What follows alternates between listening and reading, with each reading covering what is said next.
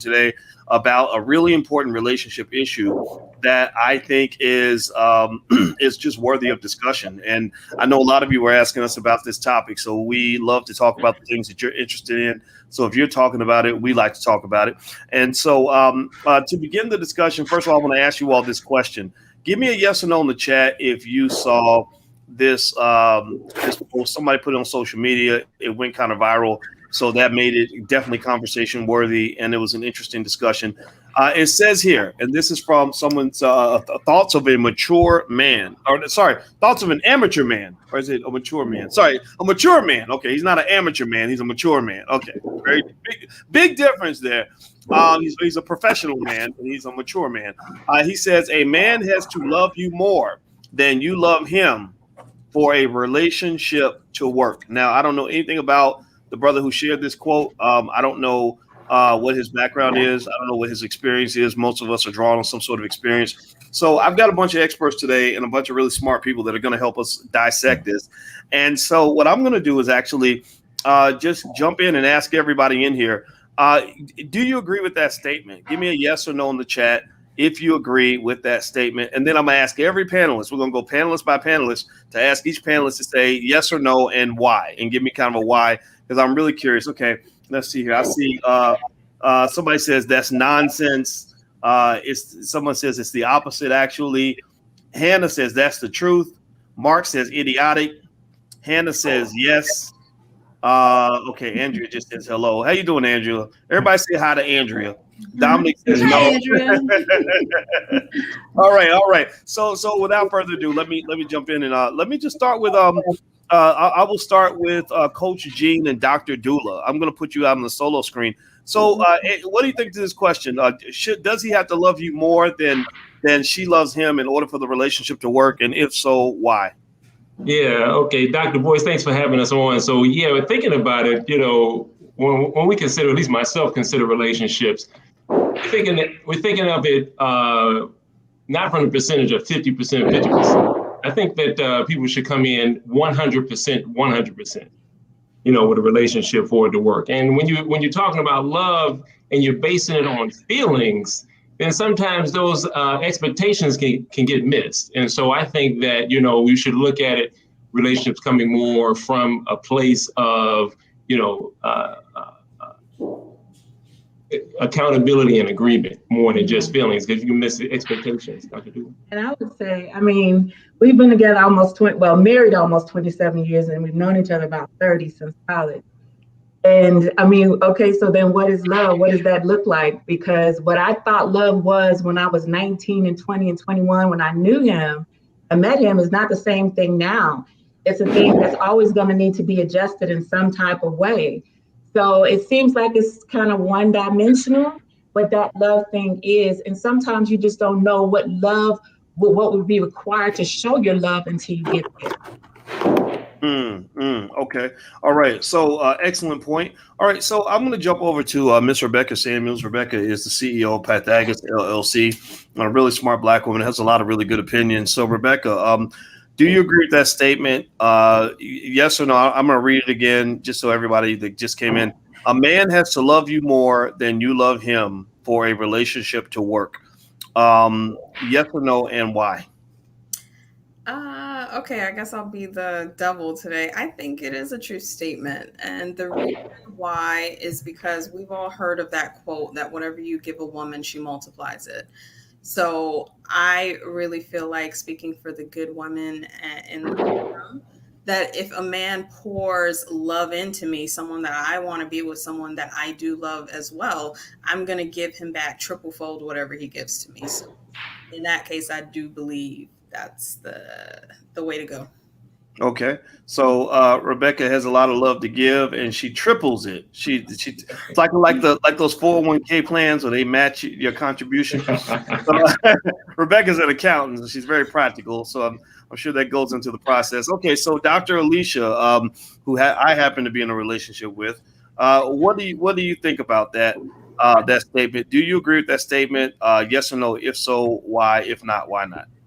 Yeah, so I think what the statement is saying is that in order for a relationship to work, a man has to have an overwhelming love for a woman above and beyond her love for him. And that when that happens, that's going to carry the relationship and make the relationship sustainable.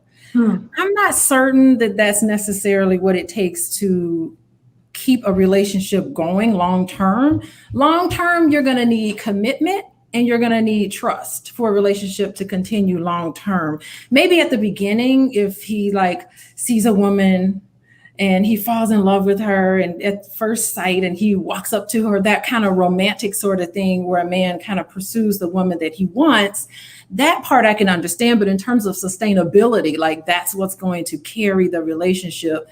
I feel like Mr. Mature may not be very mature in that comment, because it really is, like the gentleman said before, it does take 100% from both couples and both people, and that's what keeps it sustainable. And so commitment is when you're in it for the long haul, you're loyal to each other, you prefer to be with each other above and beyond anybody else that may come past you. And having that trust means that you have each other's back, that you're doing things with the best interest of your partner at heart. And that is what's going to be sustainable. Okay. All right. So, Miss Trey Kearney, and by the way, if anybody, I don't wait, Adrian dropped out again. Okay, let me pull him back in. Okay, there we go. All right. So, if you drop out and you're in the backstage and I don't catch you, just you can wave or something. I'll see you. Okay. So, by the way, so everybody who's watching, the experts, I didn't get a chance to ask, websites and books and things like that. So for everybody in here, if you have a book or something you'd like to know about, you mentioned the book. I know Trey, I know you've got a lot of stuff out there. So Trey Kearney, I'm gonna go to you next. Do you agree with that statement? If so, why? If not, why not? No, I totally don't agree with that statement. I think a man has to love himself in order for a relationship to be sustained. We have a lot of failed relationships because men aren't healed, so they don't have the capability of loving a woman for long term. And likewise, I think women have to love themselves to maintain relationships. There's too many of us that are dependent on the other person to maintain a relationship. One whole man and one whole woman equals one healthy relationship.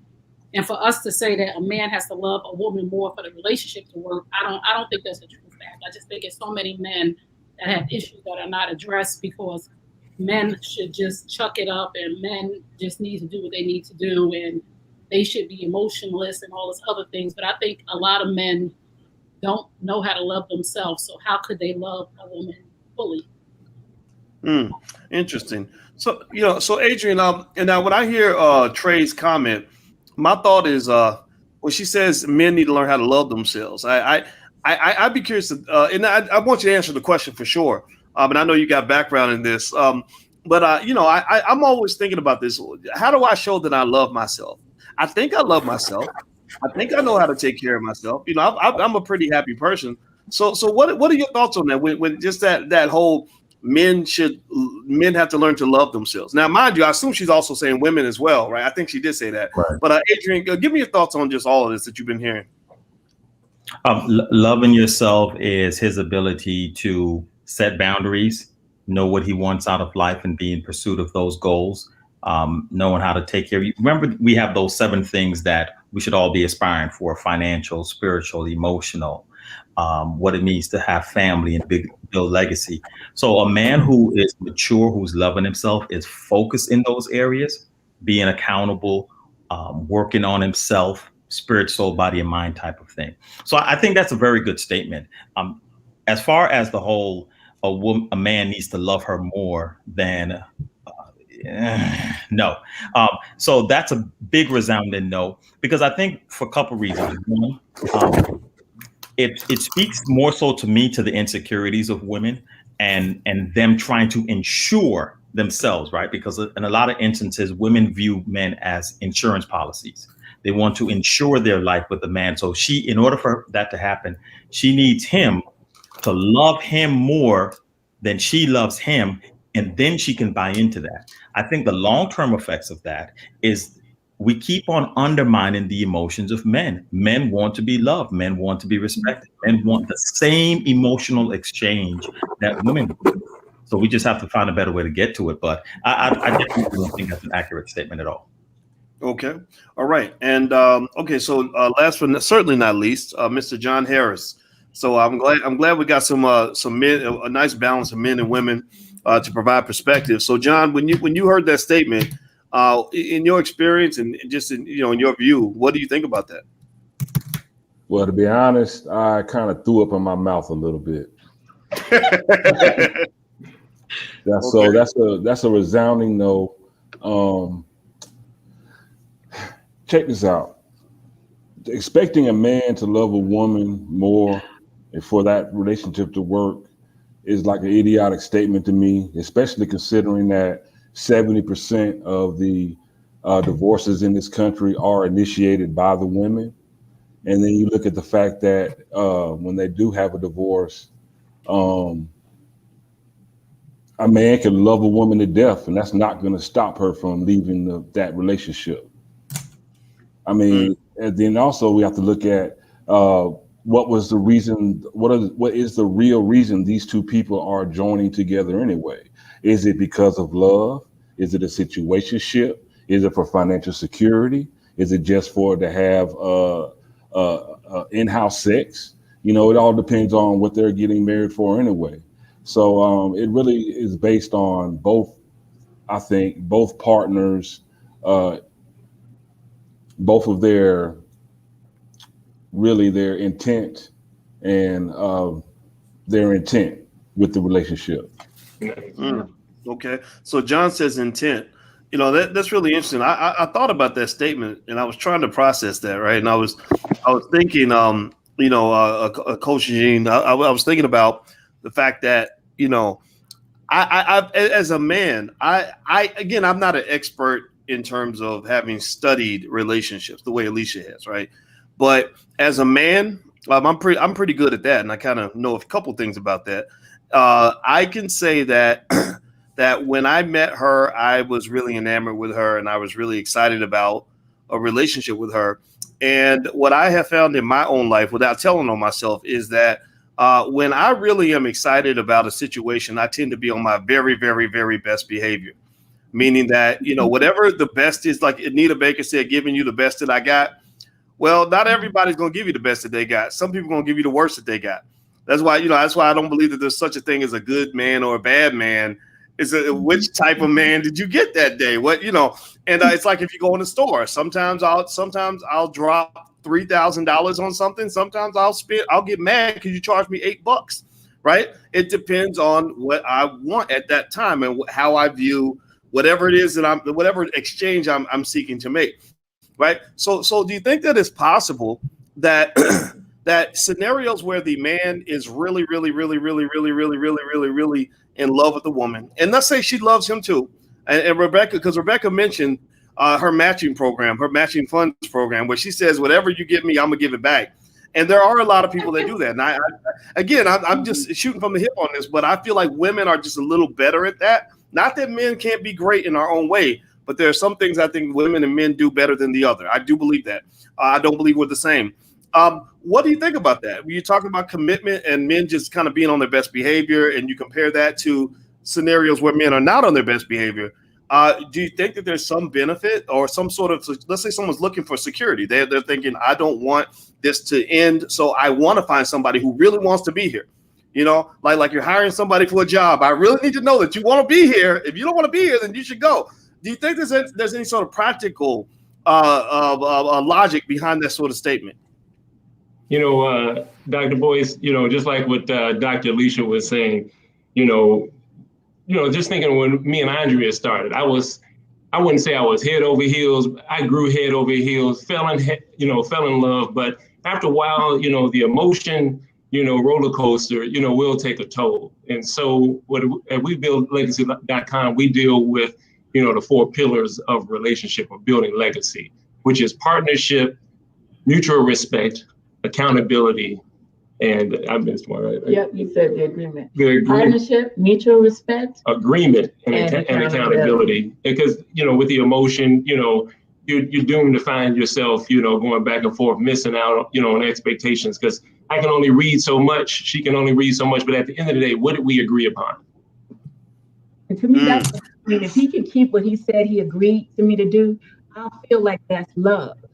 If he said, I'll do this for you, we agreed to this.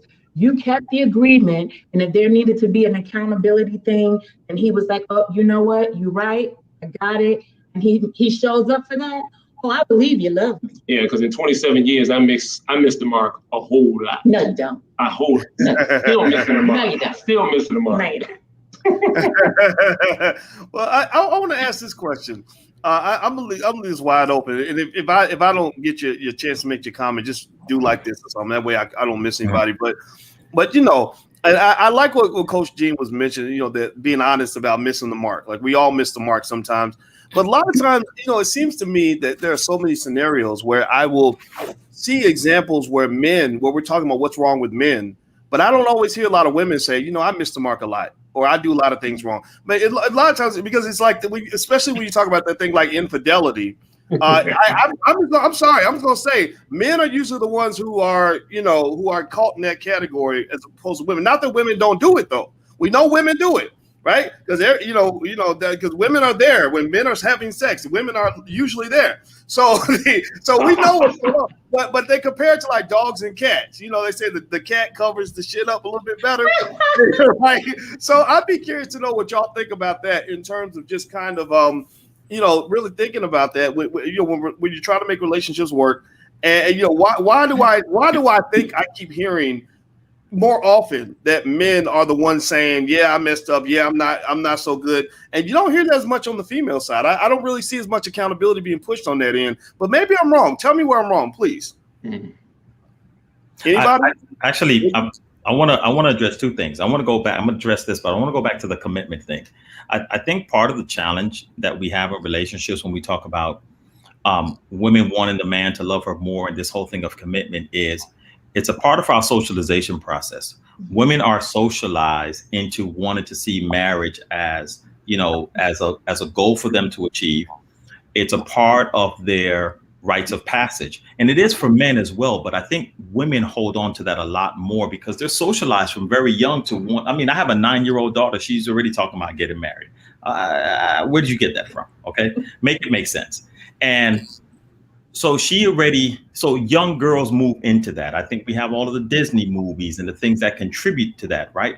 But I think the problem where women lose their footing is women tend to believe that because they are more interested in the commitment of a relationship, that they are prepared for the relationship. They're just more committed to the idea of commitment, but it doesn't mean that they have the other skill sets that sustains a relationship. And I think men get a bad rep because men are less committal in those early stages, right? Later on, eventually a man says, hey, I want to settle down. I want to have a relationship. I want to be committed. But women tend to reach that space, it appears, sooner. So they call men immature because they're not there yet. Men are just simply more honest about where they are in their process than women are. And a lot of that might be biological because women tend to want to have their children earlier. Their clock is ticking, but men mature. Their maturation process is on a different timeline, not less mature or more mature, just simply on a different timeline than women. And I think that's where men and women miss, and we get the flack for it. But women are just more committed to commitment a lot sooner than we are. Wow. Trey, I can see your body language. Like you have something to say to that. Go ahead, Trey. I just want to say, he said men are more honest. No, if men were more honest, we wouldn't get into a lot of situations that we get into because men tend to think that women can't handle the truth. So a lot of men stay in relationships way too long. And I'm not saying that the women, I've learned to get off the roller coaster ride. When you show me who you are, I'm out. But I'm 51 years old. It took me a long time to get there to see and say, oh, this is not where it's going. It's not in the forecast. So if it's not in the forecast, I bounce. I heard what you said. But so many men don't do that. So many men leave women in limbo, and they will go smoke her out to not treat her nice anymore, or start not listening to her, or start not paying attention until she just can't take anymore. I just think, and this is just my opinion, if more men were honest to say that, I just can't do this with you. Like, I thought we was cool. I thought I liked you. Now I don't. I mean, the truth hurts, but women can heal from the truth. And men have this, sometimes, maybe it's ego. You could tell me, I don't know all the men on the panel, of I don't want to be the bad guy.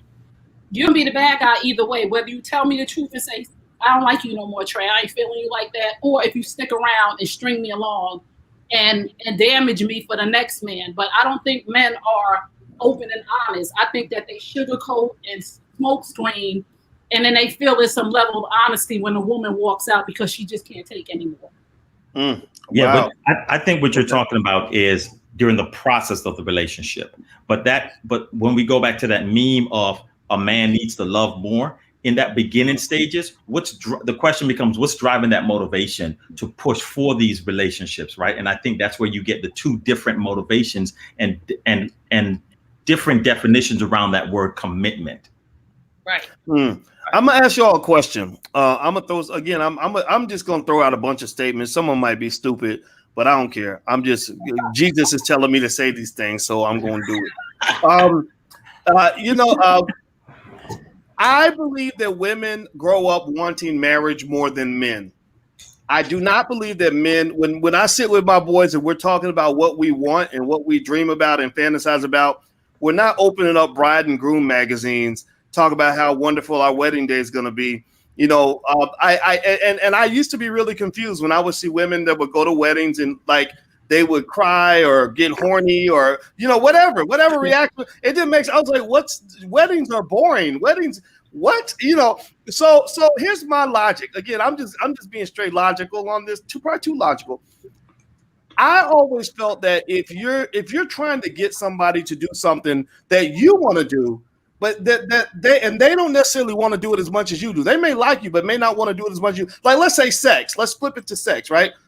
Women and men both love sex, but y'all know that there's a difference in terms of like a man. If you look good, some men will take you right. We can go to the hotel in 10 minutes, right? Like that's just a lot. That's just what you see, right? Not to say women can't do it too. I'm not saying that. I'm saying though that I see it more on one side than the other in my experience. So I was always raised to believe this: if you want a woman to sleep with you, then you have to go above and beyond. She's not like I wouldn't sit around saying, well, why if she wants me to bring her flowers? Well, no, she should be bringing me flowers. No, I shouldn't be taking her to dinner. She should take me to dinner because she's going to enjoy the sex too. Like men don't say stupid stuff like that because then you'll never get none, right? But you flip it, right? So you go ahead. You got your finger up. Go ahead, please, Rebecca. No, that's the new age men. They actually do say that now. Why am I going to do all of this stuff? You're getting pleasure out of sex just like I am. Literally just had this discussion. They do. Ooh. Times have changed. Okay, then all right, to bring me into the 21st century. But I will say that I was raised to believe that if you wanted something from someone or wanted to persuade them in some way, you had to do a little bit more. But I don't hear that with marriage. I kind of hear everyone sort of talk about the 50-50 thing. And I'll just tell you the truth. I didn't grow up wanting to be married, so if I didn't feel like it was really going to make my life better, I wasn't going to do it. It wasn't like I was sitting there saying, oh gosh, I'm 30 years old. I got to get married soon. My clock is ticking. I never had that conversation with myself. So do you think that maybe there is kind of this thing to say, going back to that point, that maybe it's better he loves you a little bit more than you love him, that maybe the guy who really is into you, like super into you, is going to be that guy who's like, okay, I'm willing to do this with you because I just think it's so great to be with you. Like why? Tell me why that's a crazy statement, please. Okay, can I jump in for a second? Yes, I mean, I know you said this is what men say when they're around each other. And I'm just going to tell you what men say when they're in my office and there's nobody else around. Men do want to be admired. They want to be appreciated. They really want to be in a relationship where they feel supported. They want to make themselves vulnerable to a woman. They really do want to have that deep connection and they want to have that relationship, but they're scared. They're scared that they don't trust themselves, that they're going to get their heart broken, that they're going to get all their money taken away, that they're going to be humiliated. And so fear is what holds a lot of men back. But, I've had men cry in my office because of what a woman has done, or for the fact that they want to even tell their partner that they're sorry for something that they did. And all this ego and all this other stuff holds them back. So a lot of men are conditioned when they're around other men to just say what they think other men want to hear. But men want love and commitment just as much as women do. Right. Yes. I don't doubt that. I don't doubt that at all. I think it's a matter of the right situation, right? Like it seems to me that it's like when mature men tell each other that you're getting married, usually the conversations I see are like, wow, you sure you're ready for that? And he'll be like, yeah, man, she's really the one. You're like, oh, well, congratulations, you found the one, right? But in terms of just sort of congratulating you just because you got married, I don't see that as much. Like the marriage in itself is not the point of celebration. It's the fact that you met someone that you love enough that you're willing to give away. Like, especially you talking about men with options. You know, like I know guys, NFL guys, movie stars, millionaires, who are like, I got a lot of women I know, but this is the one I picked above and beyond everyone else. And that I think is a different trade-off than the guy who, has nothing else to do. I don't know. What do y'all think? I mean, do you think that it matters if the guy has options or not? I remember what was it? I think it was Chris Rock. Remember, tell me what you think about that statement. Remember when Chris Rock said, men are only as faithful as their options. Like, why was that an offensive statement? And tell me what you think about that statement and why it was offensive. I'm sure someone's offended by that statement. I'd like to know what you thought of it. Anybody, please. I'm not offended. Listen, I'm just going to say this. I have a pledge that I just launched today for Women's History Month, #NoSideChicken, where I'm encouraging women to honor, guard, and respect each other's relationships so that we can, my mission is to get 1 million women to honor the pledge. A lot of the problems that we have as women is that the fact that we allow ourselves to be options. And we complain about men and say men are dogs and men cheat and men do this and men do that. But who they doing it with? One of us. Yeah. And we expect men to respect us when we don't respect each other. We're never going to get the respect that we deserve or the respect that we earn if we don't show up for each other to say, I'm not going to sleep with somebody else's man. So why would a man respect any woman, or why would they not try to have other options if we continue to be options? Men go from one woman have a kid to a side chick have another kid, to another chick have another kid. So it's 3 women who are single mothers based on the fact that we were willing to sleep with each other's men, but then we complaining about the men when we are enabling them to do these things. If we said, no, I'm not sleeping with you, you got a girl, what? I know so many women these are the women I talk to. I talk to women, the wife and the side chick, who knew a man was committed and still talk to him. I said, that says nothing. Well, he's the one that's committed. I said, what does that say about you, that you would make yourself second? So we have to look at that statement as men are as committed as the options they have. Why wouldn't, if we all can have our cake and eat it too? I mean, why wouldn't we? I did it. Like I said, I had a husband and a boyfriend for many years because it was as good as my options were until somebody gets tired and gets off the roller coaster ride, which was me with the man I cheated with, because he cheated over and over again. So I had to make a decision to get off the roller coaster ride because I wasn't going to be an option. So we have to stop as women being the options to men. And then the infidelity problem we'll probably never see it go away in our lifetime. But if we follow the rule to honor, guard, and respect each other's relationships as women, we wouldn't have this problem. Okay, so no side chicken. All right. Well, I like chicken, but not side chicken. No. All right. So I see John has his finger up. So since I haven't heard from you in a while, John, I'll let you go in, and then Coach Gene and his wonderful wife. You two are next. Go ahead, John. Well, I have a couple things to say very quickly. One is I think people are only as faithful as their options. Because if you look at today's the way today's set up with the OnlyFans culture and the hot girl summer and things like that, these women are acting just as reckless as men are purported to act. Yep. And now, this is what I'm going to tell you just for a moment of transparency. I've been wanting to get married since I was the age of 6. Oh. Wow. And that's because I was taught that being a man and manhood is about being able to care for your family and build on your legacy. So it's like that's what I have been preparing myself for. So it's kind of hard to use blanket statements to say men this or women that when I think it's just a people thing. It's not a man or woman thing. It's a people thing, and the way we interact with each other has definitely changed in recent history. Okay. All right. Excellent points. Okay. So Um, Now, Coach Jean and is it Dr. Dula? Yes. Okay, Dr. Dula and Coach Jean, please. Can I start? Okay, so I was really enjoying what Dr. Leisha said, and then John just spoke about when he wanted, he said, I've been wanting to get married since whenever. We only have sons. We have 26, 24, 18. 19. How old they are? I don't know. 19. Something, right. And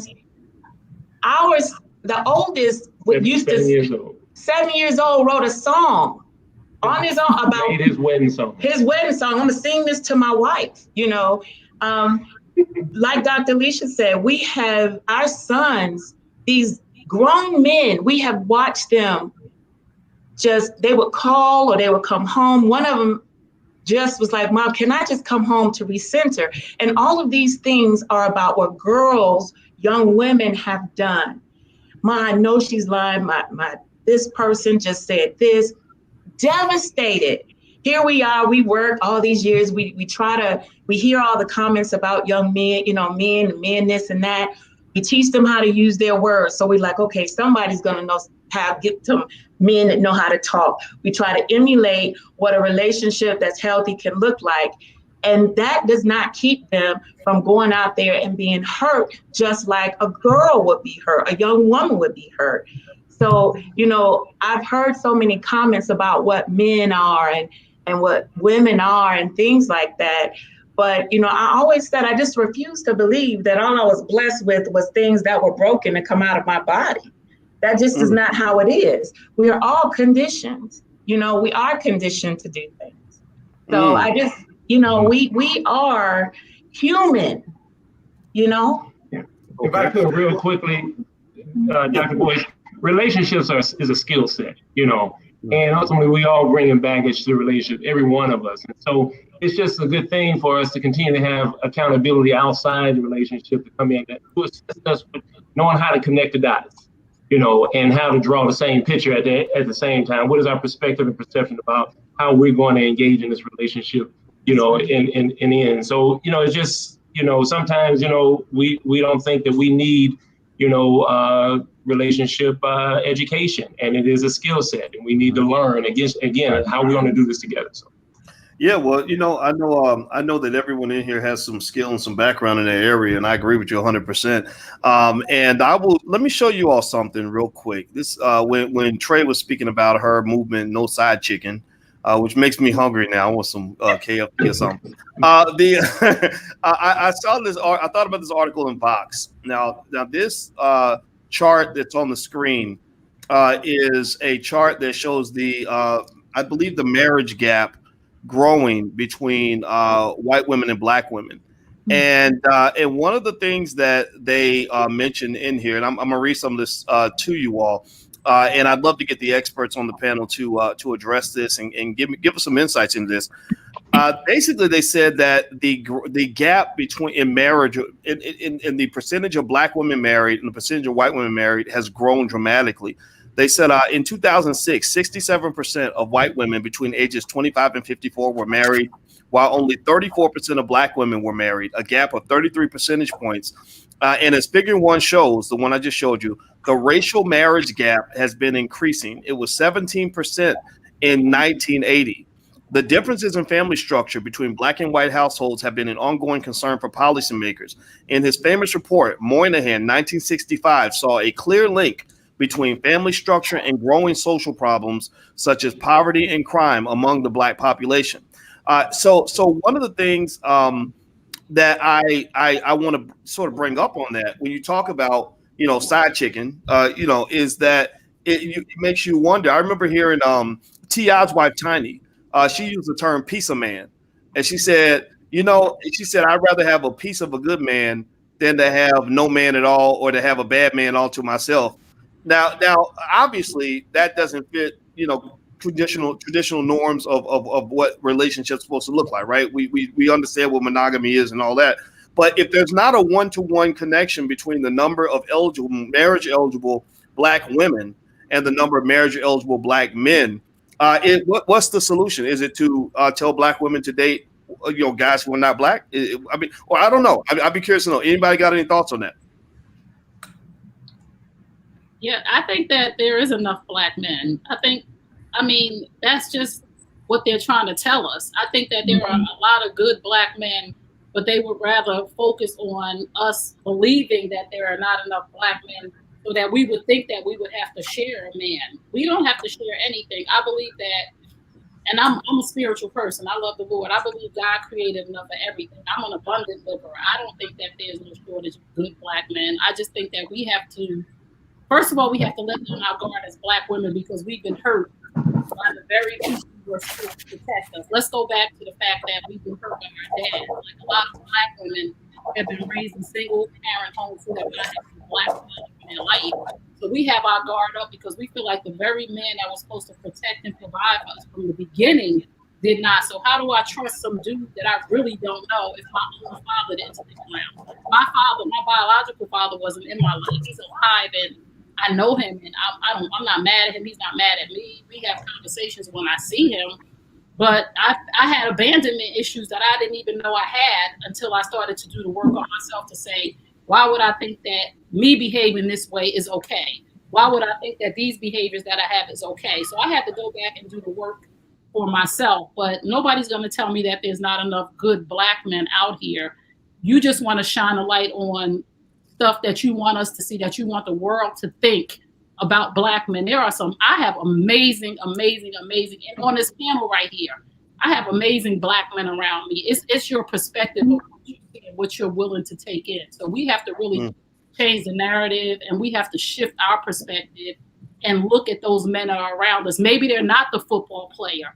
Maybe they're not the basketball player. Maybe they're not the millionaire, but there are black men who are productive, who make decent salaries, who are good men. But if you want Birkin bags because you're looking at Cardi B and red bottoms, that's your problem. There's hardworking janitors, there's hardworking men who are working at McDonald's, who are managers, who are working their way up to be the owner of McDonald's. It's the perspective that you take. And I'm not saying that we have to necessarily date a man by his potential, but you have to be able to see past certain things. And if you want Birkin bags and red bottoms, then maybe you should buy them yourself, because there are some.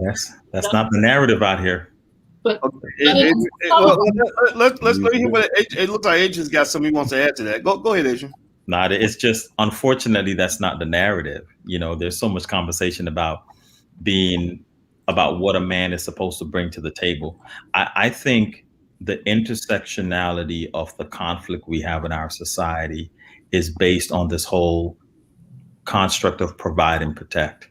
I think what Black people are doing is they're trying to play or participate in a system that was never constructed for them to participate, because we've never had the economic means, right? So bingo. This idea of a man is supposed to provide and protect is seen as a one-size-fits-all system that does not work for our community, because the capital is not there.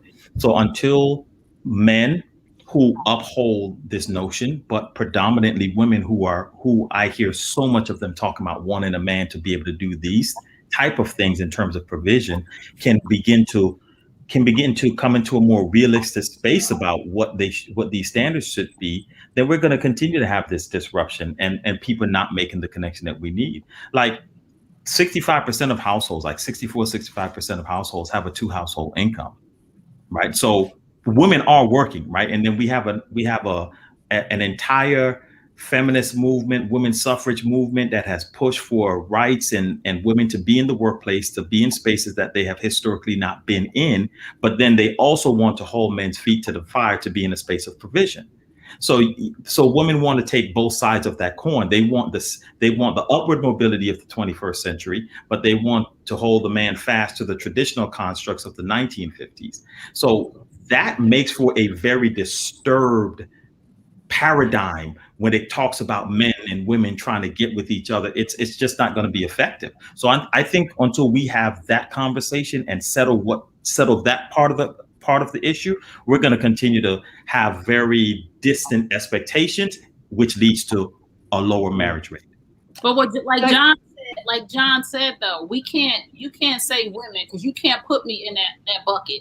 Like John said, you can't put women and men in different buckets. It's people. So we have this perspective as women where we'll say, well, all men. And then, I mean, I definitely think we know it's not all right. I mean, but respectively, John. But it's a broad enough, it's a large enough segment of the population that it has a statistical impact, right? And I think that we can say, if we focus on those women who don't have morals and values, and those women who want Birkin bags and red bottoms, and those women who don't want an honest man that goes to work every day and takes care of the kids and helps change. If we focus on that perspective, or if we focus on all men cheat, then that's what the media is going to continue to shove down our throat. We have to change it around as Black people and say, no, we're going to focus on this group of people. We're going to focus on the women who are not requiring these things, and the men who are not looking for a woman on a stripper's pole. We have to change that narrative ourselves in that perspective. We're all focused on that thing, and we have to change that. But even in your example, you're still talking about on the outskirts of what that bell curve looked like.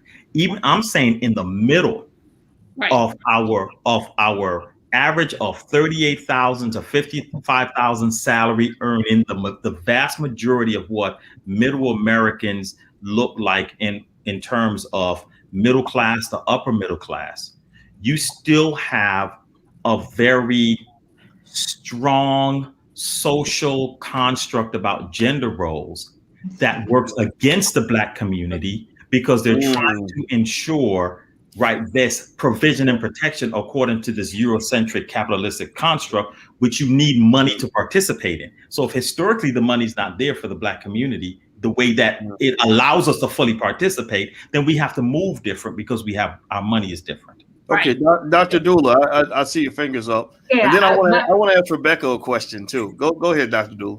Yeah, I was glad you said gender roles, because this is my area of research. I literally went, and when you first mentioned Dr. Boyce, Moynihan with his self and how the households begin to look and shift and all of that, without going into that detail, I would like to just kind of shift this a little more, less of that we all have to be homogenous in this, and more of the context, the one that we come from, the one we challenge couples with all the time and individuals.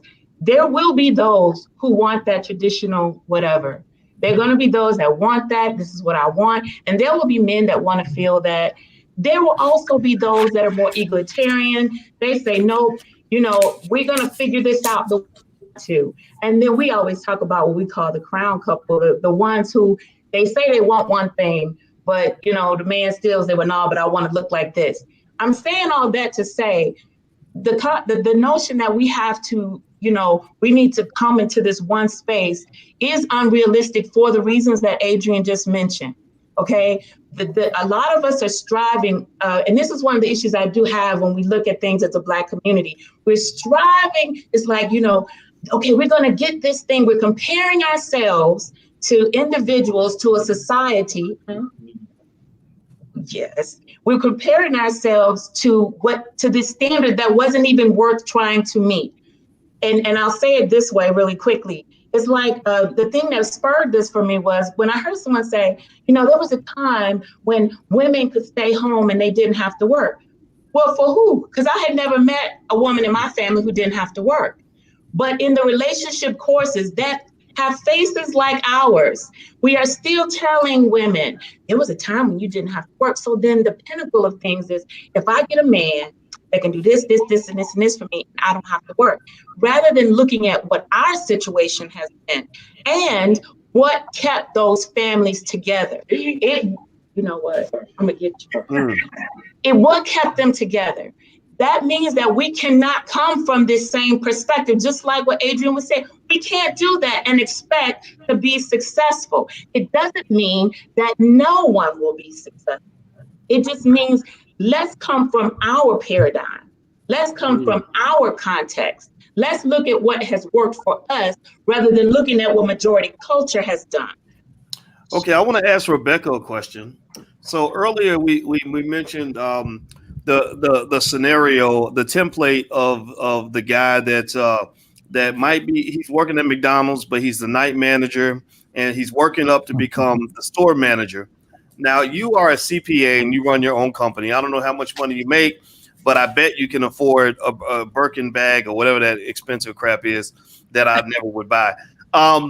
how does that make you feel as a woman if somebody says, I don't know, I have no idea what you'd be attracted to, and I'm sure, I know you're a good person, so I'm sure that you're not going to judge solely on income, but if the guy in the McDonald's uniform comes up and he's extremely nice to you, what honestly goes through your mind when you're considering whether or not he'd be an adequate mate for you? I'm a weirdo. I'm a weirdo. So I'm a weirdo. I have been always that girl that don't like guys coming after me. And that is something I've had to change, because in the course of dating over the years, the feedback I've gotten about myself was that I'm too aggressive. If I see a guy that I like, I'm the type of girl that'll put my number in his hand. I paid for many first dates. So I'm the weirdo. I'm probably not the person to ask, but I'll just say this. And again, I'll be the devil tonight. I'm fine with that. I am turning 37 this year. Okay. I have done the hard work.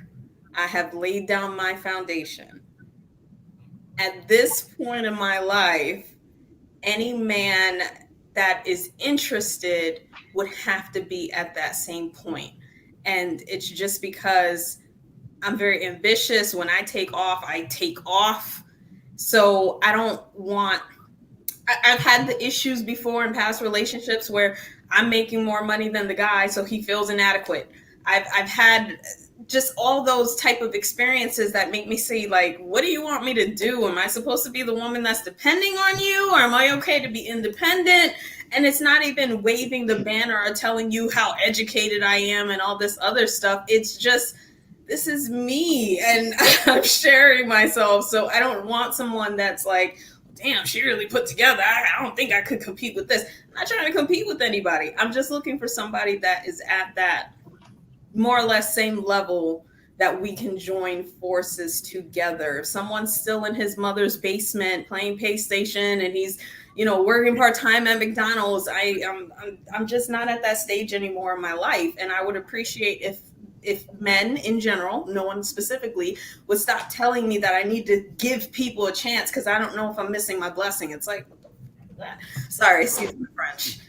Well, I kind of think it's a matter of being honest. I mean, we talk about honesty, right? Like, I think a person should be honest with themselves about what you really want.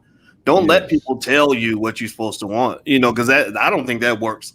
Like I know I wanted Alicia, right? I know exactly what I like, the beauty, the brains, the booty, whatever it is I like. You ain't got no right to judge none of that, right? And because the thing is, if you get to where you're lying to yourself about what you want, then you're going to be sitting there next to somebody you're not even attracted to. You're going to be like, dang, my uncle told me she was a good catch, but maybe he should be laying next to this lady. Like, that's a terrible feeling when you make choices based on what other people tell you to do. I think you need to just be honest and say, look, if you want to get a man that can get you a bag, then that's cool. I mean, just make sure you know what that trade-off is. And also, here's my thought too. I don't think it's so much just about the money. Like from my research, I'm finding like figuring out what women want, I found has been very complex, very difficult, right? It takes time. I had to read books about it. And I don't believe it's just the money. I think that it seems to me that the money is a reflection of other things, like your initiative and your go-gettedness and his intelligence and ambition and all these other things that even if the money wasn't there, those things in themselves would be attractive. I don't know. What does anybody have something to say about any of that? I'm just babbling. I don't want to babble too much. Please. Yeah, I'll jump in. I mean, it makes sense not thinking about what other people want for you, and even just looking at that statistic, I've seen many women stay in relationships, Black women stay in relationships that are very disrespectful, very toxic, very harmful to them because they thought, oh, I'm not going to ever find a man. I'm not going to get a man. There's a shortage of Black men out here, so I better hold on to this one that I have, thinking that there is no abundance. So there's an abundance, and you can be true to yourself and know yourself and love yourself enough to be able to say no to somebody and to find that mate that does it for you, somebody you have similar values with, someone that you think that you can gel with and build with. Yeah, definitely. I agree, Boyce. Not listening to what other people say is important. Yeah. Well, everybody who just came in, we're having a great conversation about relationships. And we started off by asking one question, but these are smart people and I don't want to put anybody in the box. But that fundamental question was, does a man have to love a woman more than she loves him in order for the relationship to work? I think we can agree that the answer is probably no, right? Like you can have that 50-50 or even something different from 50-50 in the other direction and still make it work. It seems like because there's so many other variables that come into play. That's what I'm guessing based on hearing everyone here. Would you agree with that? But it's also a power play, right? Because remember, if you've ever heard the statement before that whoever loves less holds more power in the relationship. Mm-hmm. Yep. So if someone is saying, well, I need him to love me more for me to be comfortable in it, she's in effect saying, I want to be the more powerful entity in the relationship. What? Okay. Yeah, that's a good point he just made, and you see that. I've read on that too that there are power dynamics in a relationship, and the power dynamic can actually flip. In fact, I remember reading, John. I saw your hand go up. I'm gonna call you next. I actually read that the person who dumps the other person first has an easier time walking away from the relationship. So literally, you can have somebody you want to break up with, but if they break up with you first, you'll start to want them back because they walked away from you because you're feeling these abandonment issues. I know Alicia knows all about that. So, John, what's on your mind, brother? Okay, well, first of all, how do you quantify love? How do you say if one person loves another person more or not? That's the one thing. And another thing, we have to look at the state of the Black community. It's hard to date and relate. Look, it's been a decline of the Black family since the New Deal. The whole middle class is shrinking dramatically. You had mass incarceration. Black wealth is approaching zero by 2050. I seen an infographic on Fox News that said the Black median household is like $17,100 and the white median household is like $171,000. So if we're talking about dating and relating when it comes to our people in this country, we have a lot of things stacked up against us anyway to be trying to base our relationship framework around their ideology. So we just need to be real with ourselves and find you somebody you like and you love, but make sure you like them too. And y'all do what you have to do, whatever works for you to make that relationship work. I said it just starts with self-love. Like people are staying in relationships far too long when you can't ever repair the relationship anymore. You're walking out hating each other and having to heal from stuff that's not necessarily necessary to heal from. I just think when you love yourself, when you do work on yourself, and I just believe in our community, we just have been taught that, and I know we're talking about men and women, but women have been taught that we have to suffer through a relationship. Like Emily off of Love and Hip Hop with Fabulous. She got the prize now. Like she walking around and he finally flaunting her on social media. But look what you had to go through to get to that. Like you stayed with that. Like we talked about Future and Ciara last week. Thank God Ciara got off the crazy train before he drove her crazy. Emily, he knocked your teeth out. He's been with other women. And now you feel like you want a prize. Why do you think he's a prize after he abused you that way? So we have to love ourselves. Two people in a relationship really have to love themselves enough to know that if this, I have to get out of here. And I said it before, a toxic relationship, if you're in a toxic relationship, you're toxic too. So every time I was in a toxic relationship, I knew I was toxic. So at this age now, when I see toxicity or when I see something that's just not right, I'm okay with that. Like, and so many of us are not, because like whoever said, I'd rather have a piece of a bad man than no man at all. Because you're not healthy to even say that. Like, I'd rather be with a man that'll knock my teeth out and hide it just so I can have a man. Because you're not healthy. We have to learn as Black people that Self-love is healthy, and we have to be healthy in order to be in whole, healthy relationships. And that's one of the things that's lacking in our community, not accepting the fact that we've seen some things and we carry some baggage that we must put down. But it's my baggage. I got to go deal with my baggage. I'm not, and so many of us are expecting a man to deal with our baggage. Well, he put me through this and he put me through that, and you ain't going to do this. You shouldn't be in a relationship if you're going into a relationship with that mindset, and vice versa for the man. So if we had simultaneous healing, women are always healing, only to get broken by a broke man. And not all men are broken, but we tend to gravitate toward a broken man when we're healed because we think we can fix him now. If we had simultaneous healing where men were getting help that they need, black men, and black women were getting help that they needed in the community, we would have whole households. Like, we are tearing each other up because we're not willing to do the work in ourselves to be healthy enough. I'm not staying with toxic girlfriends. You gotta go. Men, you gotta go, because I value my mental health, because it's about our mental health. So I want to ask Adrian a question.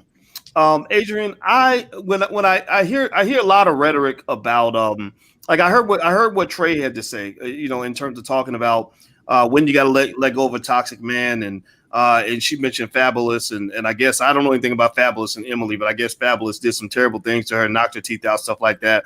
And she talks about abusive behavior on the part of men. What I don't really hear people talk a lot about is abuse that men experience from women. Because it almost seems like it doesn't show up in the same form that it does with men. Like, a woman isn't going to knock your teeth out typically. Now, some might, but most won't, right? But I hear, like, I'll give you an example. Alicia and I, we've debated, try to figure, we talk a little bit about different things we see online.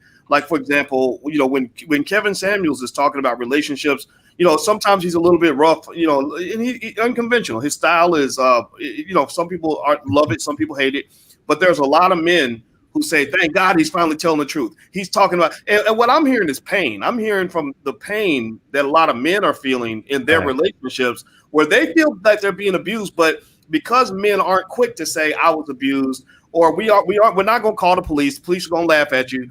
It's hard. We're not as good at sort of expressing that, right? Like, we don't get to carry like a flag saying I'm a survivor of abuse, because that's not what we do. But what forms of abuse do you see that men are experiencing in their relationships that isn't really being talked about enough, if anything at all? Yeah, so that's a very good question, because typically, statistically, women are actually more domestically violent than men. But what happens is how we view it. We have to look at the data and then begin to piece it apart, and you understand it better.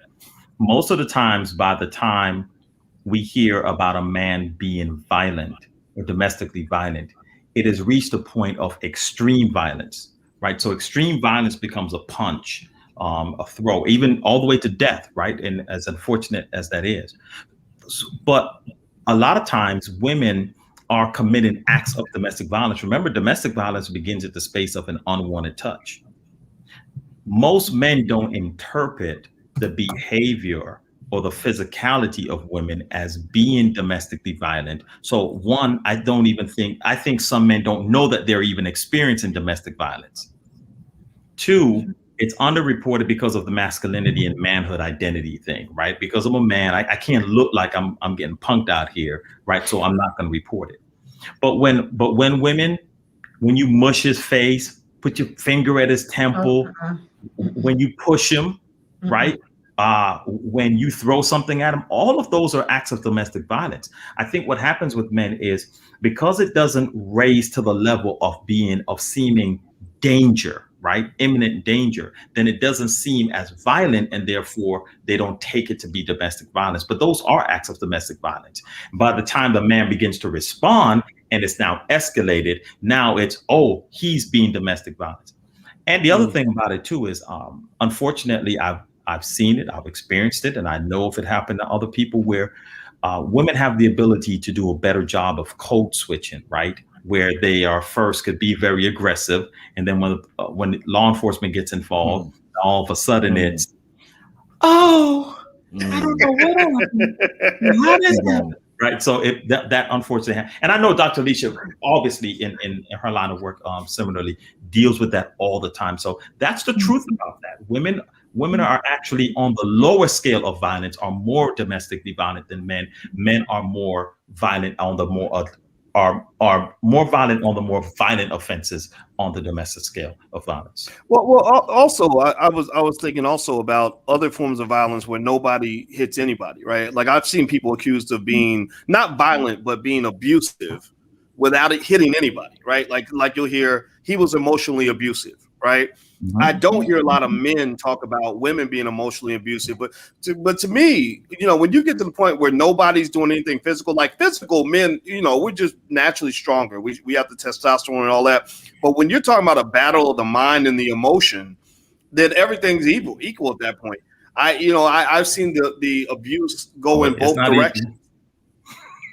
Sorry, go ahead. Go ahead, please. What do you want to explain? I had said it's not equal. Women, women's communication skills are above par. Yes. I can't wait to hear what Dr. Alicia says because she's over there. Yeah, I've seen really painful psychological abuse by women on men, and a lot of men don't see it that way. And sometimes I'll just point it out and say, that's abusive. She was stalking you. That's abusive. She was breaking into your phone. She put a tracker on your car. She's requiring you to check in with her every hour on the hour. She's calling you names. She's yelling at you. She's driving by your house in the middle of the night. That's abusive. And he's like, what? No, I have to tell him, like, right. You can't even go to sleep at night because you don't know if this lady is going to come through the door. I have pointed that out to say this is very poor boundaries. This doesn't work. This is extremely toxic. You can call the police. This is illegal. It's just as bad. Stalking by women has been a huge issue, and I see it a lot in my practice, much more. And very rarely do I see a man being physically abusive to a woman. Maybe I know it's pretty common, but I haven't seen that as much as I've seen psychological abuse. I've seen that tremendously by women on men. Yes. Mm. Okay, John, go ahead. Especially you have a lot of women nowadays, they'll deny the father the ability to see their child. They'll call the police on them for no reason, knowing that these police are definitely going to have a more aggressive take towards this black man because they've just shown to do this repeatedly over and over. I've seen so many women, especially I play football. So I'm in a locker room with 100 guys. And I'm looking at it. So I have the window. I'm looking to the window of 199 other guys. And I'm seeing women pour sugar in their car tanks, flatten their tires, bust out their windows, come by their house, do physical damage to their homes, throwing their clothes all out in the street, destroying property. So many different ways that a lot of men just eat it. And a lot of times we just eat it and move on. And it's not, and that's got to change, and that's definitely has to change. But I do want to make just two more quick points. One, people, men and women, I don't care what color you are, in between relationships, detox. Take your time to detox. Some people, they jump from relationship to relationship to relationship, and they carry out. They're in relationship number 4, and they got five relationships worth of baggage that they're bringing into this relationship. You got to take time to detox, and that's the part of loving yourself.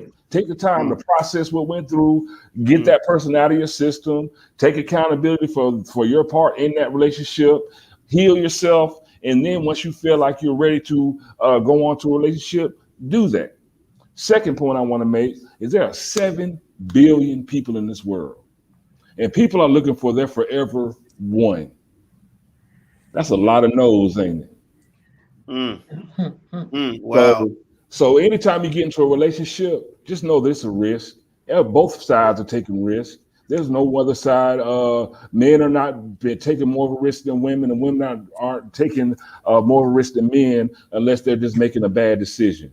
And that will change the degree of risk. However, when it comes to a relationship, like I said, you're looking for your forever one. And there are 7 billion people on this planet. That's a lot of no's. All right. Well, I love it. Everybody, we were speaking tonight about relationships and and who needs to love who the most in order for it to work. Now, I started with a simple question. Everybody's been talking about it, but y'all know it here. This is for intelligent Black people. So we like to elevate. And I want everybody in here that's listening to walk away a better person, the ability to treat other people better, treat yourself better through time. And one of the things I took away from this conversation is I'm learning, like everybody else is that importance of doing the work.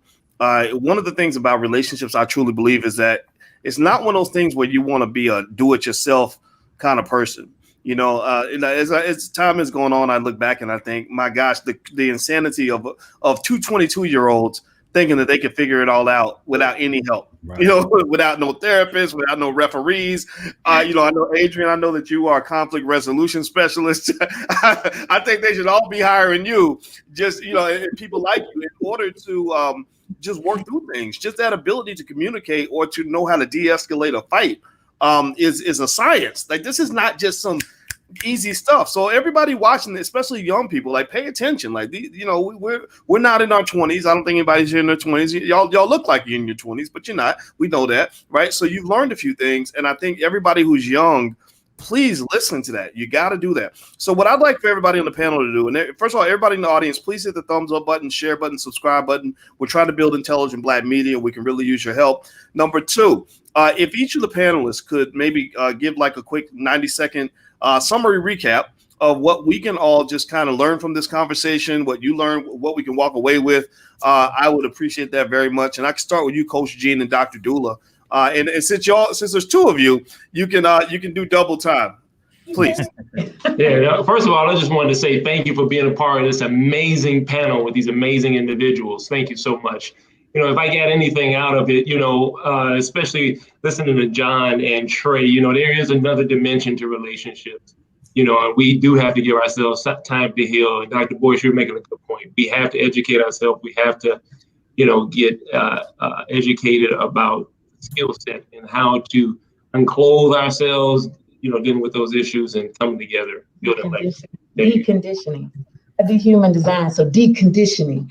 I just wanted to say, first of all, regarding like what Adrian was just talking about, or no, Dr. Alicia, about, men not knowing what abusive things are. Let's just try to treat each other like humans.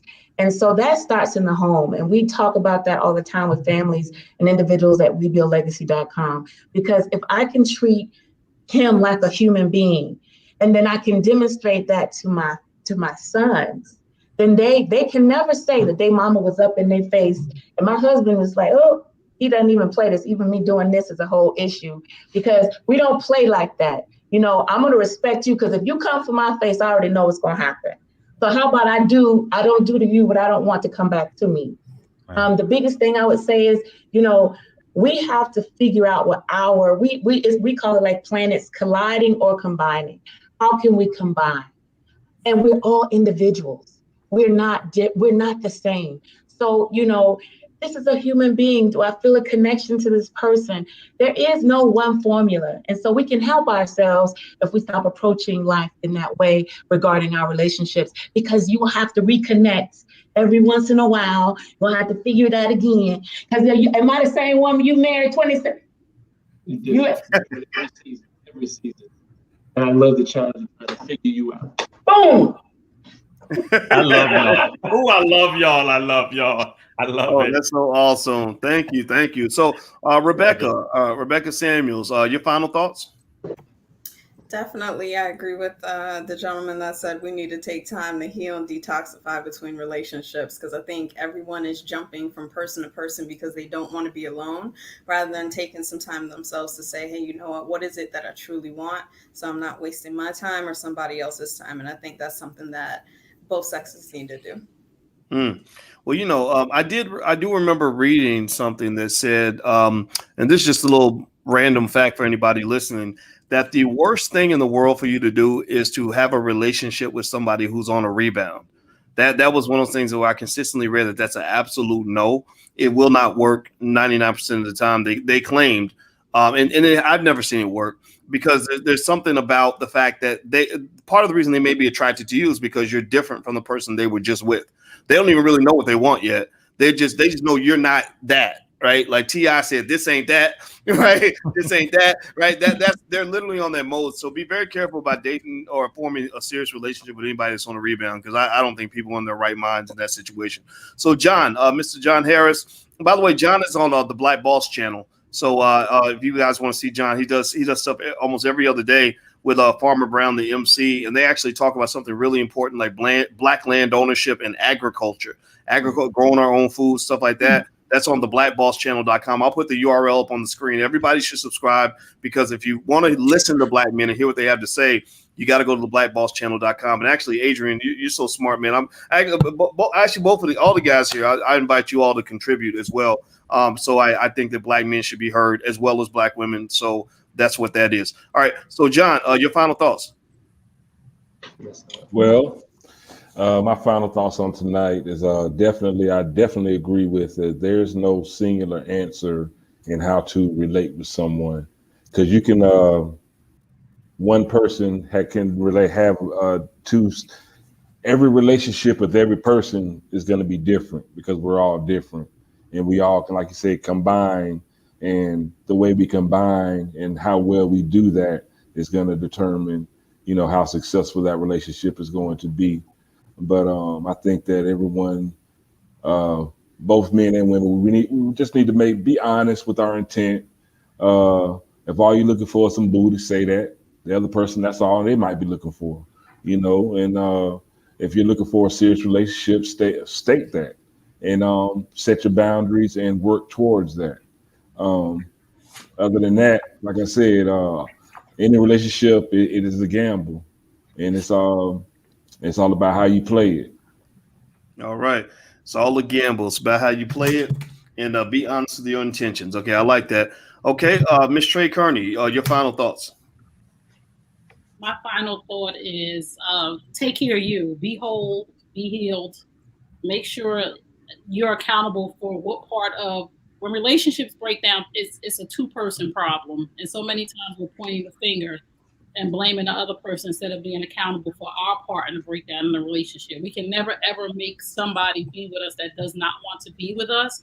But I always do self-reflection. And the one thing that I've learned is to get off the crazy roller coaster ride when you see the things. Like, we stayed for so long. We all have the right to get off the ride. You stay as long as you stay, so you can't blame another person.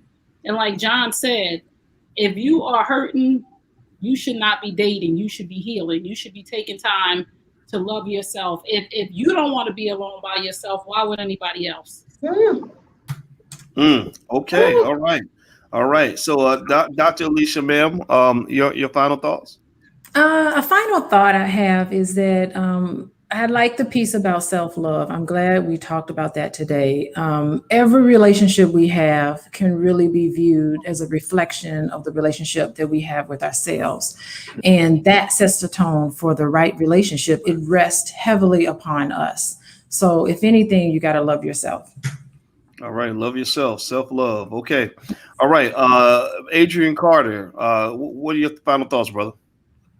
I think a lot of times the conflict that we have in relationships is centered around how we are using and defining the language, right? There's a lexicon that we've established around relationships, headship and leadership and rulership and self-love. I mean, they're positive parts of it.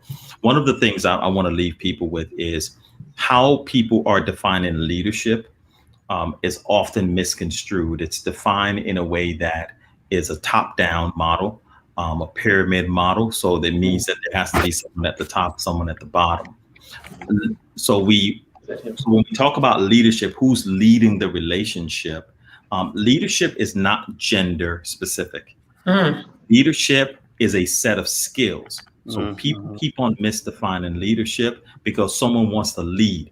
I don't want to lead my relationship in the sense simply because I'm a man and ensure that I'm leading over her because she's a woman.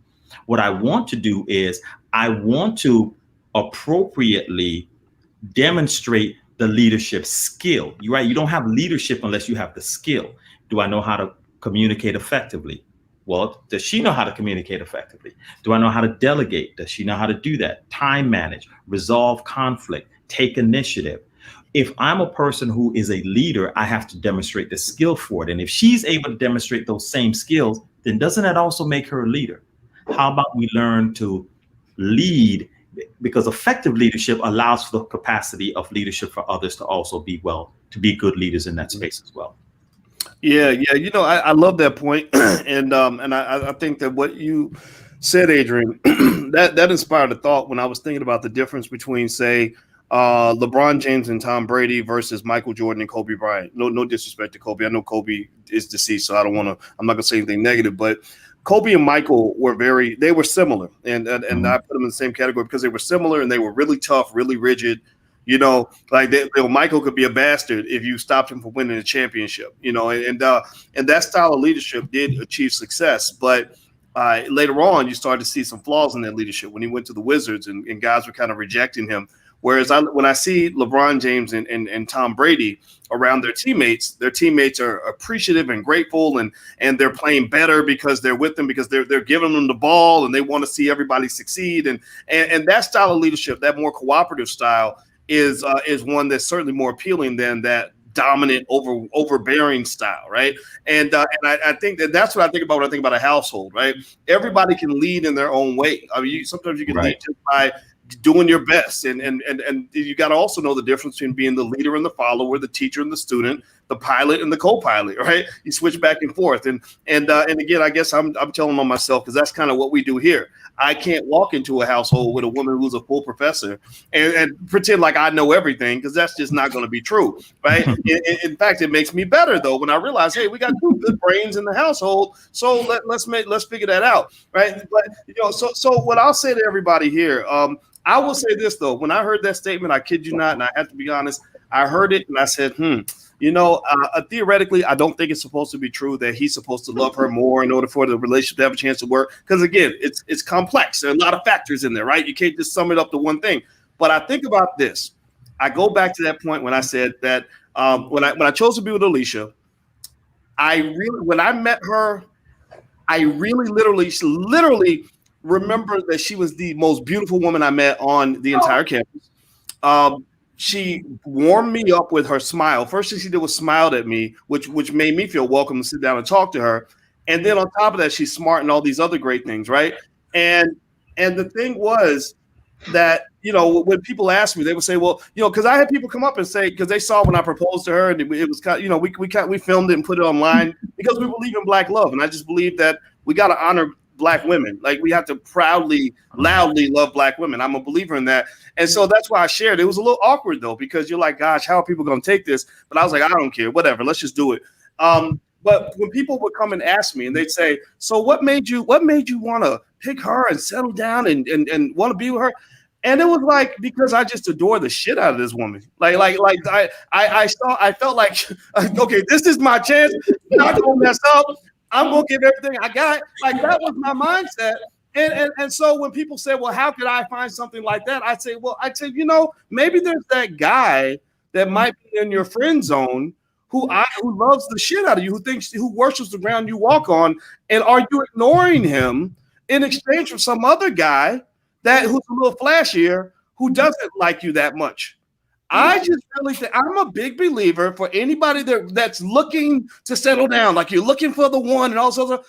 Find that person who really adores the hell out of you. Like I think that should be one of the most dominant factors in a relationship, because I know for sure I wouldn't want to be doing all this if I didn't think she adored the hell out of me.